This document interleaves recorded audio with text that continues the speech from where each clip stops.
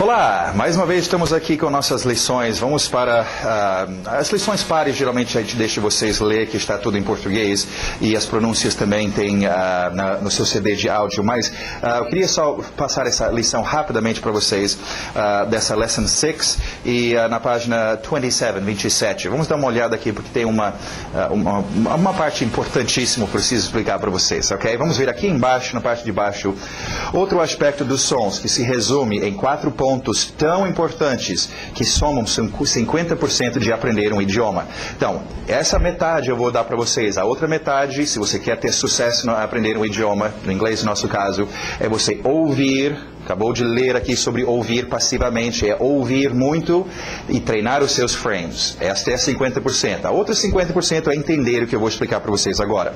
Alright, vamos lá. Número 1, contexto. Nós já falamos sobre algumas dessas ideias e nós vamos juntá-las agora e ver como tudo trabalha junto. Contexto. Quando estamos numa conversação, temos que saber o assunto sobre o qual conversaremos ou estaremos por fora.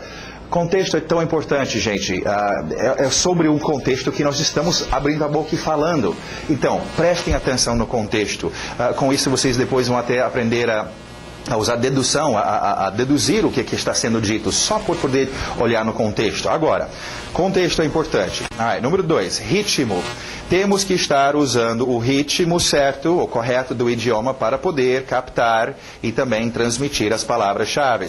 Lembra, falamos, cada idioma tem o seu ritmo. É por isso até que nós, quando fazemos as frases, está sublinhado lá, embaixo da batida da frase, para vocês dominarem isso. É um outro ritmo, não é o pagode, ok? Vai dar um problema, vocês estão acostumados com um tipo de ritmo, e tem que dominar o ritmo do inglês, desse outro idioma, para poder transmitir e captar as palavras-chave. Vamos ver o que aqui são palavras-chave. Virando a página, page 28. Alright, palavras-chave. Numa frase, ou nessa conversação, ouvimos apenas as palavras-chave, que nos permite entender a frase sem ter que ouvir cada palavrinha. Essas palavras-chave ocorrem onde temos a batida do ritmo. O tom da voz também acompanha estas palavras-chave e afeta a interpretação. A sua voz vai acompanhar. Vamos ver o que são palavras-chave, e para isso eu queria usar uma frasezinha básica aqui que nós temos em português para vocês verem. Eles querem falar inglês. 4 palavras, uma frase básica, ok? Vamos utilizar disto, então, para eu descrever para vocês 4 cenas diferentes. Dependendo da cena, uma palavra dessas vai ficar mais importante por causa daquela cena. E eu vou destacar essa palavra, ok? Eles querem falar inglês. Vamos usar uns exemplos aqui da escola, ok? Tem um dia que o Tino, o secretário, aí me fala, André, tem um pessoal aí na frente, eles estão querendo falar inglês com você. Aí eu, beleza. Aí eu venho saindo e eu chego aqui na sala, eu olho e eu vejo alguém sentado na mesa, eu chego e já começo a falar inglês com eles. E o Tino vem logo atrás, ele fala, não, André, não, esses aí não são esses que querem falar inglês. Ele vira e aponta para um pessoal sentado no sofá, eles querem falar inglês. Palavra-chave, eles, a entonação dele ficou mais aguda, chamando a atenção. Eles querem falar inglês. Ok? Palavra-chave era eles, por causa daquele contexto. Agora, vamos ver uma outra cena, um outro contexto.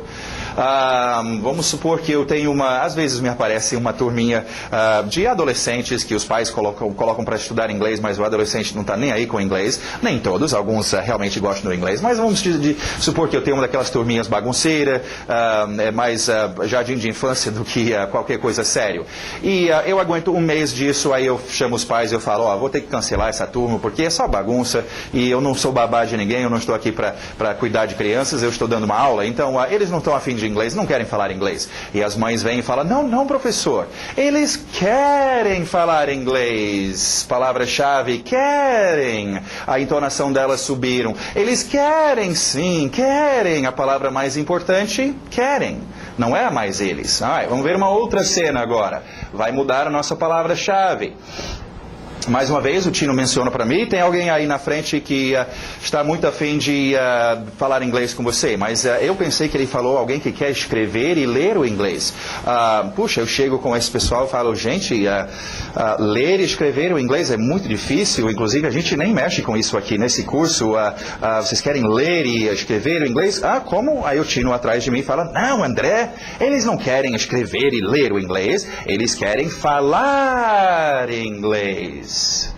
Palavra-chave, falar. A entonação dele chama atenção para essa palavra-chave. Eles querem falar inglês por causa daquele contexto, daquela cena. E por final, esse era meu dia, eu estava errando tudo. E o Tino, eu juro que ele falou que tinha alguém lá na frente querendo falar espanhol. E eu chego com o pessoal, vocês querem falar espanhol? Puxa, eu não sei nada de espanhol, a gente não leciona espanhol.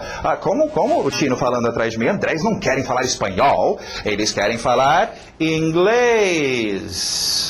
A minha palavra-chave, inglês. Então vocês podem ver que com a mesma frase, a minha palavra-chave, nesse caso era só uma palavra-chave. Nós vamos ver nas frases, às vezes é 2 ou 3 palavras-chave. As palavras-chave são ligadas ao contexto, okay? Ao que está acontecendo na sua cena. Okay? Agora, rapidamente, vamos só ver como isso funciona, então, no nosso inglês. Okay? I want to work with my son, ok? Want to work with my son. Nas nossas frases que nós estamos tendo aí, eu já escolhi para vocês as palavras-chave. Nós não temos uma cena aqui, poderia ser outras combinações, ok? Mas eu escolhi, então, mas vamos treinar isso. Alright? Lembra, sua entonação sobe aqui. Por que a entonação vai subir? Porque esta é a palavra-chave e eu quero chamar a sua atenção a esta palavra-chave. É natural, minha voz fica mais aguda. Sons agudas chamam atenção. Sirene da ambulância é bem aguda. Okay? Chamar atenção para esta e esta. Agora olha a diferença. Em vez de I want to work with my son, 1, 2, 3, 4, 5, 6, 7 palavras, na verdade eu só preciso de 3. Querer trabalhar filho. É mais ou menos como no Velho Oeste eles mostravam os índios falando, né? Me índio. Ir casa sua, comer carne. Tá, eu entendi. Ele não falou, sou índio, cara, moro aqui do lado, tô a fim de ir lá na sua casa. Não precisou de todas as palavras. Então, quando a gente conversa, na verdade é só isso. Nós não estamos, e a tendência de quem aprende o inglês do livro e cada palavra, querer captar cada palavra, e não vai dar. Okay? Então, você percebe o contexto e aí vai, sim, só uma palavrinha ou outra surgindo com a entonação, chamando a sua atenção e você segue. Essa era uma coisa que tinha uma época que eu dava aula de literatura dinâmica, ou a pessoa poder ler muito rápido, e a mesma ideia, em vez de você focalizar o seu olho em cada palavra para ler, okay? Você não consegue ler um livro grosso muito rapidamente se você tem que olhar cada palavra. A ideia é de você desenvolver uma visão suave, onde os seus olhos passam por cima e só pegam as palavras principais. E você vai deduzindo e ganhando significado. Okay? Então, importante demais as nossas palavras-chave. Se você dominar a entonação, está fazendo isso naturalmente, a entonação acaba acertando o ritmo, acaba acertando as palavras-chave, ok? Então, se você domina a entonação, isso tudo funciona naturalmente, ok? Então, começam a ouvir, começam a treinar. Nas frases, nós vamos ter as palavras-chave. Começa a destacar e não prestar atenção na frase toda, mas só naquelas palavras que estão se destacando para vocês, alright? Vamos saber, para encerrar aqui, o número 4. Pensar em inglês. Com o contexto, o ritmo e as palavras-chave, tudo isso acontecendo em harmonia, podemos entender a conversação e pensar em inglês. Agora, este é um aspecto muito importante, o seu pensar, vocês podem ler aqui como pode treinar o pensar, eu vou só te dar umas dicas. É uma coisa meio estranha, porque pensar, como é que eu treino isso? É uma coisa meio abstrato, ok? Mas exercita, se você quer treinar o seu braço, você vai pegar um peso e treinar o seu braço. Você quer treinar o seu pensar, tem que exercitar o pensar. E o jeito de fazer isso, a primeira coisa, obviamente, é eliminar o português. Porque a sua mente está acostumado a girar, a maquinária gira e funciona bem lubrificado há muitos anos em português. Okay? Agora, o novo maquinário está aí em inglês e vai ter que funcionar, mas nunca rodou. Okay? Agora, conseguiu dominar o português, vamos lá com a nossa maquinária em inglês. Como é que eu penso em inglês? Bom, nunca fiz isso. Você não vai começar a pensar enormes frases, é fazer a sua mente funcionar em inglês. Então, consiga lembrar de uma palavra. Ok, deixa eu ver. Speak. Eu não sei o que é speak, mas eu lembrei de speak. Aquela maquinária mexeu. Brother. Go to the... E tenta, é só fazer a sua mente mexer em inglês e ficar acostumado a isso. Você vai ver o efeito quando você chega para usar o seu inglês.